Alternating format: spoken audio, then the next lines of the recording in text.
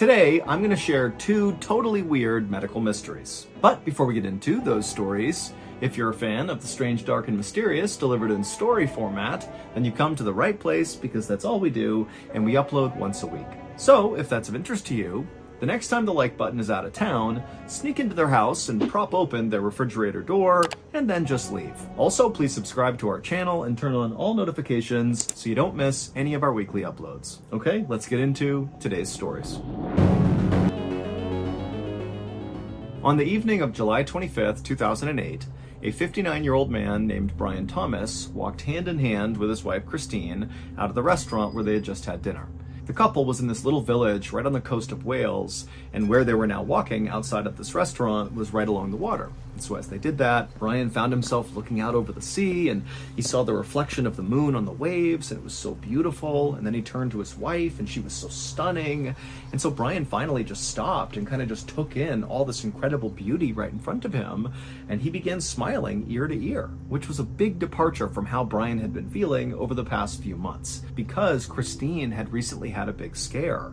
She'd been told she might have cancer, and so she went in for all this testing, and then she and Brian had to wait for it to come back, and the wait was absolute torture. I mean, basically Brian and Christine were prepping themselves to find out Christine really did have cancer. But when the results did come back, it would turn out Christine did not have cancer, and so Christine was obviously hugely relieved, but it was actually Brian who was more relieved. It was like he suddenly saw he could lose his wife of 40 years, who he had raised a family with. I mean, this was like the most important person in Brian's life, but it was like he didn't fully appreciate that until he realized he could lose this really important person. And so now that Christine had a clean bill of health, Brian was committed to showering her with love and affection and taking her to restaurants and on vacations. And in fact, the reason they were actually in this village in Wales is because they were on one of Brian's many vacations for Christine. He had gone out and bought this little camper van, and they had driven it up to this part of Wales. And then after this vacation ended, Brian's plan was to use this camper to travel with his wife all over Great Britain. And so the couple had a really busy schedule coming up. But for right now, Brian was focused on just staying in the moment and enjoying this newfound happiness he was feeling. And so he and his wife would continue to just kind of walk along the water for a bit. And then finally, when they felt tired, they headed back to their camper, they went inside, they got in their bed, and they fell asleep. A little before 4 a.m., Brian suddenly woke up inside of this camper. And so he sits upright and he looks around. You know, it's totally dark inside of there. He can't see anything. He doesn't really know why he just woke up. And he's trying to get his bearings. And then as his eyes kind of begin to focus, he realizes there is a person standing inside of their camper right near the door. Basically 10, 15 feet away from he and his wife is a person. And so Brian just froze and he's staring at this person, hoping this is just a dream or something. But then this person, who appeared to be dressed in all black head to toe, began to move. And they began to move first to the left and then towards the bed. And so Brian is still just frozen, thinking, is this real? Is this really happening? And then this person began climbing on the bed on the side where Christine was. And so Brian, without even thinking, just yelled out, "You bastard!" And he jumped off the bed at this guy and began choking them out. And the whole time Brian is screaming at this person, like, "What are you doing? Why are you here?" And this person is fighting back so hard, and Brian is just not letting go. It's like instinct is completely taken over, and then this person goes totally still and just dies. And Brian knows he killed them, but they came into his camper. Like, what do you expect? Brian would ultimately be the one who called the police, and just several minutes later they would show up, and when they got there they would find Brian standing outside the camper hyperventilating. And then when they tried to get more information about what exactly had happened inside the camper, Brian basically couldn't explain it. It was like he was totally in shock. And so eventually one of the officers just went inside the camper, and there on the ground they would find a body. But it was not some attacker. It was Brian's wife. It would turn out Brian had a medical condition called somnambulism, which we know as sleepwalking. And at home, he would sleep in a different bed than his wife because he sleepwalked so much. But since they were on vacation in their camper, they had to sleep together because there was only one bed on board the camper. And so not long after Brian and Christine had fallen asleep together, Brian began having this really intense nightmare where he believed his wife was being attacked. And so Brian, in this nightmare, had to stop this person from hurting Christine. Except, because of his sleepwalking, he acted this out in real life. And the attacker that he ultimately killed was ironically his wife. He basically tackled his wife and strangled her to death because he thought he was actually saving her. Brian was absolutely destroyed with grief and with guilt, and the second he realized what he had done, he confessed. He didn't in any way try to protect himself. He said, "I did this, take me in." And Brian would be arrested. However, in November of 2009, the judge who actually heard Brian's official confession, he kind of felt bad for Brian and said, "You know what, I'm dropping all charges against you because it's obvious to me you are a good and decent person. This was a mistake, and you're going to live with grief and guilt for the rest of your life, and that's punishment enough." If you don't know this, late last year, we launched a brand new, strange, dark, and mysterious show called Mr. Ballen's Medical Mysteries. And so far, people love it. It is a free weekly show where each week we explore a new, baffling mystery originating from the one place we all can't escape: our own bodies. Topics discussed on the show range from obscure diseases and freak occurrences to totally weird medical mishaps that sometimes result in big, amazing discoveries, and other times result in just unimaginable suffering and death. So, if you're a fan of the strange, dark, and mysterious, then you really ought to give Mr. Ballen's Medical Mysteries a try. To start listening, go look up and follow Mr. Ballen's Medical Mysteries on any podcast platform, and boom, you're in. You got yourself a new weekly show. But if you're super impatient, like I am, and you can't wait a whole week to get a new episode, well, with your Prime membership, you can watch batches of 8 episodes of Mr. Ballen's Medical Mysteries on Amazon Music. Also, on Amazon Music, there are no ads. And if all this was not enough to sell you on maybe giving the show a try, well, then stick around at the end of this video and I'll play you a sneak peek from our newest episode of Mr. Ballen's Medical Mysteries.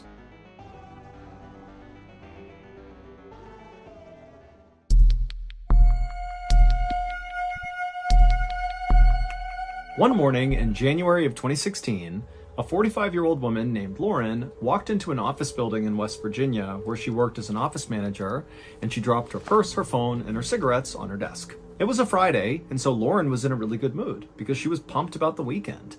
The next day, Saturday, she and her husband Dan planned to go on this big hike together. They loved hiking, so that was going to be awesome. And then on Sunday, Lauren planned to stay home all day and cook one big meal because it had become a tradition in their family that on Sundays, Lauren and Dan's kids, they had 3 kids who were all grown up, they would come back home to their parents' house and they would have a big family meal together. And these dinners were definitely the highlight of the week for Lauren and for Dan because both of them were very family-centric. Lauren switched on her computer and then looked at her schedule and saw she had a whole bunch of meetings back to back to back that day. And so immediately she was worried that she would not be able to slip out that day and go for a quick walk, something she had recently been doing a lot of because her doctor had recently told her that she had a blood circulation disorder that was called peripheral vascular disease. And what that meant was the arteries that carried the blood from her heart down to her legs and her feet were becoming blocked. And so her legs and feet were not getting enough oxygen. So far, her only symptoms were the occasional leg cramp, but if the disease got worse, it could lead to pain and mobility issues, and also heart attack and stroke. Luckily, Lauren's doctor told her that she didn't need medication, she just needed to quit smoking, change her diet, and become more physically active. And Lauren had totally leaned into this and was being much more active and had changed her diet. She hadn't quit smoking yet, but she planned to. And so Lauren really felt like she was on the right track. And so as Lauren kind of began her day, going through her emails and thinking about when she's going to do this walk, her cell phone rang. When Lauren looked at the phone, she didn't recognize the number, so she decided to let it go to voicemail. And so Lauren forgot about her phone and just figured whoever this was, they'd call back or whatever, and she's doing her thing. But then she got another phone call. And when she looked, it was the same number calling her back. And this time, Lauren did pick up the phone, and when she said hello, on the other end of the line, she heard a police officer say in a very serious voice, "Am I speaking to Dan's wife?" And so right away, Lauren's heart began to race, and she would tell the officer, yes, what's going on? And all the officer would tell her is that Dan, unfortunately, was in a very serious car accident, and so you need to come to the scene right away. In an absolute panic, Lauren hung up the phone, she grabbed her things, she ran out to the car, and she floored her way to the address the police officer gave her. But when she got there, she saw there were so many police cars and ambulances and all these people that she couldn't even see what was going on, let alone park anywhere near where this accident happened. So she wound up parking her car around the corner, and then she got out and just sprinted towards all the police. And then when she got up to them, she basically began pushing people out of the way, and no one tried to stop her. They could tell, this woman must know the people involved in this crash. And so she pushed past all these people, and finally she can see through the crowd, and she can see her husband's car, and it's absolutely mangled. And there's all these first responders that are in a circle on the pavement, and she can tell there is somebody on the ground they're working on, and it's got to be Dan. And so Lauren just began running towards that group of people, and as she did, they all stood up as if, there was nothing they could do. And on the ground, Lauren saw her husband. There was Dan lying in this huge pool of blood, just motionless on the ground. And so before she even got over to her husband, Lauren already knew what had happened. Dan was dead. And so Lauren let out this primal shriek and just rushed over to her husband and fell to the ground next to him, holding his body and crying hysterically. And all the EMTs and first responders, they knew this woman has just lost her husband. And even though she shouldn't be here right now, they just felt like they have to give this moment to her. And so the police and the EMTs and the rest of the first responders, instead of even talking to Lauren or trying to get her to go somewhere else, they just formed a big circle, shoulder to shoulder, around Lauren and Dan, and just allowed Lauren to grieve in private. About 2 hours later, Lauren returned to her home in a daze. Dan's body had already been transported to the morgue, and a police officer had driven Lauren back to her home, where her 3 kids, her son and her 2 daughters, were now waiting for her. And so when Lauren went inside the house and went into the living room where her kids were, her kids, who already knew what had happened, they just immediately swarmed her and hugged her, and they all just cried together. I mean, this was so horrible and so unexpected that nobody knew what to do. Finally, Lauren tried to speak through her sobs, but when she did, she just couldn't get words out. It was like her chest was so tight she couldn't even speak. And then suddenly, Lauren realized this pressure on her chest was very real, and it was getting worse and worse, to the point where it was genuinely hard to take a breath in. And so Lauren actually said to her kids, "I think I'm having a panic attack." And so her daughter ran to the kitchen to get some water. And as she did, Lauren took a seat on the couch to try to calm down. But by the time her daughter came back with the glass of water, Lauren straight up just could not breathe. I mean, she was trying to pull air in, but it wasn't going in, and she was totally panicking. And so she looked at her kids and just mouthed the words, "I can't breathe." At which point the kids understood, like, this is way beyond just grief and sadness. Like, she's having a physical emergency right now. And so one of Lauren's daughters picked up the phone and called 911. A few minutes later, an ambulance arrived, and they would take Lauren to a local hospital.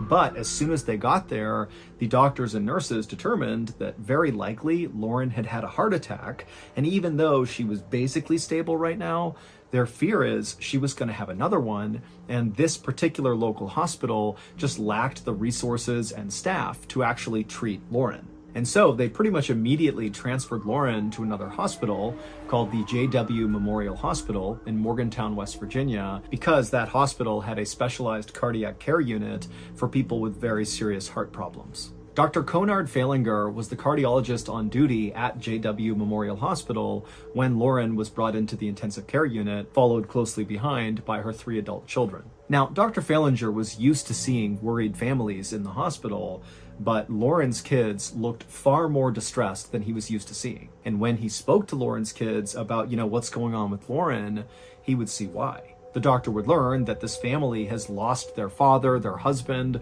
just a few hours earlier, and the mother, Lauren, who's this patient, she laid with her dead husband out on the road in a pool of blood, and now these poor kids who've just lost their father, they're seeing their mother go to the ICU for what looks like a heart attack. I mean, this was a total worst case scenario where basically everything was going wrong for this family. Dr. Falinger did his best to push his emotions to the side. He didn't want to get wrapped up emotionally in this case, but at the same time, the doctor felt a very deep need to save Lauren. Like, let this family have one good thing happen to them. But Lauren's condition was pretty dire. Just like the doctors at that local hospital where Lauren went first, Dr. Falinger also suspected Lauren had a heart attack, very likely because of that blood circulation disorder that she had that basically clogged her arteries. When an artery in the heart gets blocked, the blood can't circulate in the heart, and so the heart dies. And preliminary testing on Lauren showed there was already signs of damage to her heart, in the same way that a heart attack would damage a heart. Her heartbeat was also irregular, and it was too fast, and her blood pressure was dangerously low. And then also, when Dr. Falinger looked at some imaging of Lauren's heart, he could see that the majority of her heart muscle wasn't even moving. Basically, Lauren's heart was working way harder and way faster than it should be to accomplish nothing. And so, very quickly, Dr. Falinger realized that unless he was able to find the blocked artery in Lauren's heart and clear it, that Lauren would die. And so Dr. Falinger looked up at Lauren's 3 kids who were just standing there in silence, waiting for more bad news. And Dr. Falinger said to them, "Your mom needs to go into surgery right now." Nurses wheeled Lauren out of the ICU and into surgery, where she was immediately put under anesthesia. Once Lauren was ready, Dr. Falinger watched on a monitor as another surgeon fed a thin, flexible tube called a catheter into an artery in Lauren's leg and then fed it up towards her heart. This surgery was called cardiac angioplasty. Basically, that surgeon was going to use that catheter, that tube, and put it into Lauren's heart and then shoot dye through that catheter tube into the blood in Lauren's heart. And then Dr. Falinger and the other doctors could watch to see where this dye went. If the dye was pumped out of the heart like it should be, they'd see it go in all different directions. But if at some point on the monitor the dye just stopped inside the heart and didn't go anywhere, then that would mean they found a blockage. And so when the surgeon had the catheter in Lauren's heart, he injected the dye, and they all watched on the monitor, and her heart functioned completely fine. There was no blockage in her heart.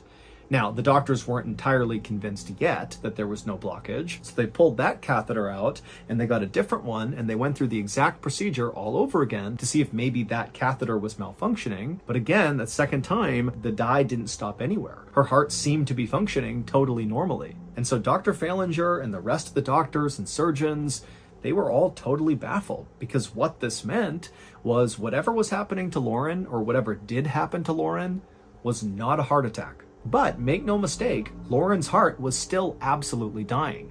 It was just some other thing killing it. Dr. Falinger went back to the drawing board, but realistically, there just weren't that many other things to consider with regards to what was happening to Lauren. Heavy alcohol use could in theory cause what was happening to Lauren, but Lauren didn't drink. Infection was another option, but Lauren showed no signs of having an infection. Certain chemotherapy drugs have been known to damage the heart, but Lauren wasn't on chemo and certainly would not have accidentally been exposed to chemo drugs without knowing about it. And so basically, Dr. Falinger had no clue what was wrong with Lauren, and he didn't even know where to start. And so Dr. Falinger just sat in his office feeling so bad about the fact that, these kids are almost certainly gonna lose their other parent.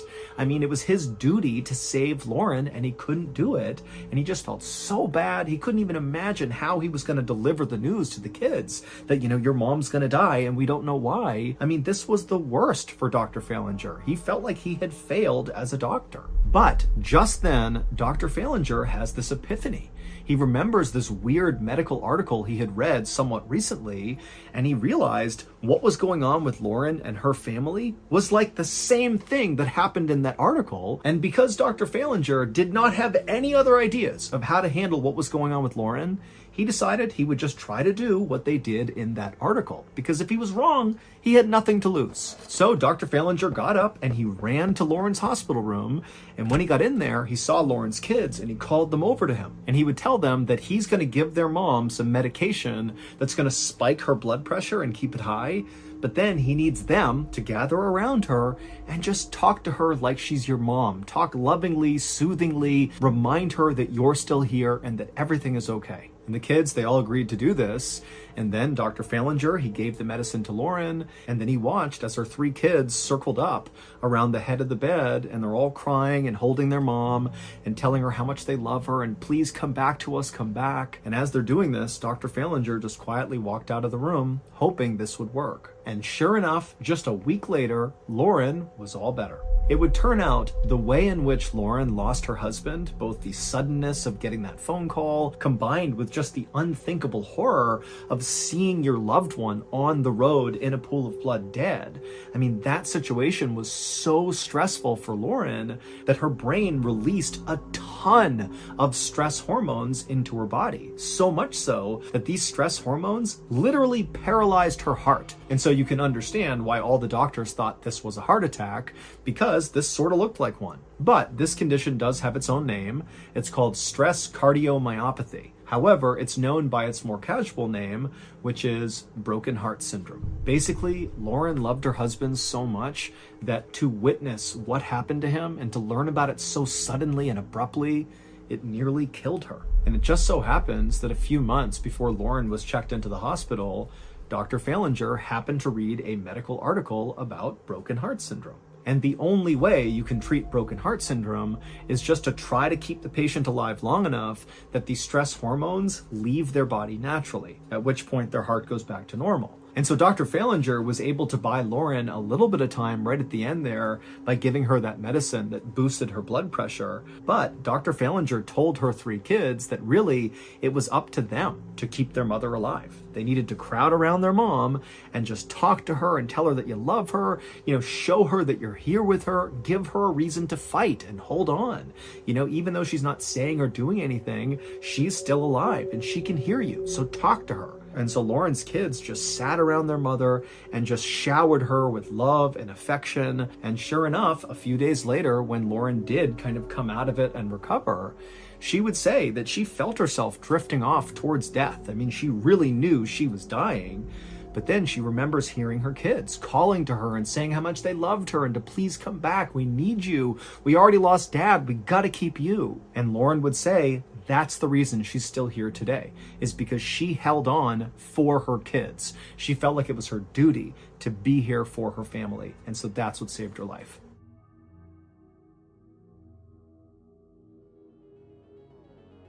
Okay, here is the clip from our newest episode of Mr. Ballen's Medical Mysteries. Enjoy. One summer afternoon in 2016, a young woman squeezed into the tiny bathroom on board a fishing vessel. She locked the door behind her and leaned in close to the mirror to get a good look at her face, in particular her left eye, which was disturbingly red. She used both hands to stretch the skin back around her eye, and the tissue along the edge of her eyelid looked totally strange. So she just ran a finger along it, and then suddenly something dislodged from her eye. It was this small sliver of fuzz, about the size and thickness of a carpet fiber. The woman leaned in closer to the mirror and delicately pinched this weird strand and pulled it away from her eye. She held it up to the bathroom light, trying to figure out what it was, and to her surprise, it was almost half an inch long. As she stood there wondering how on earth this weird piece of fiber had gotten wedged in her eye, something strange happened. The little strand began to move. The sneak peek you just listened to was from an episode called It Moves, and you can listen to that episode and many more simply by looking up Mr. Ballen's Medical Mysteries on any podcast platform, give the show a follow, and then start your binge. So that's going to do it. If you enjoyed today's medically themed stories, be sure to check out our medically themed podcast. It's called Mr. Ballen's Medical Mysteries, and it's a whole bunch of stories about crazy medical mysteries. You can listen to it on Amazon Music or anywhere else you listen to your podcasts. Wait, don't go anywhere. If you're looking for more strange, dark, and mysterious videos, click here.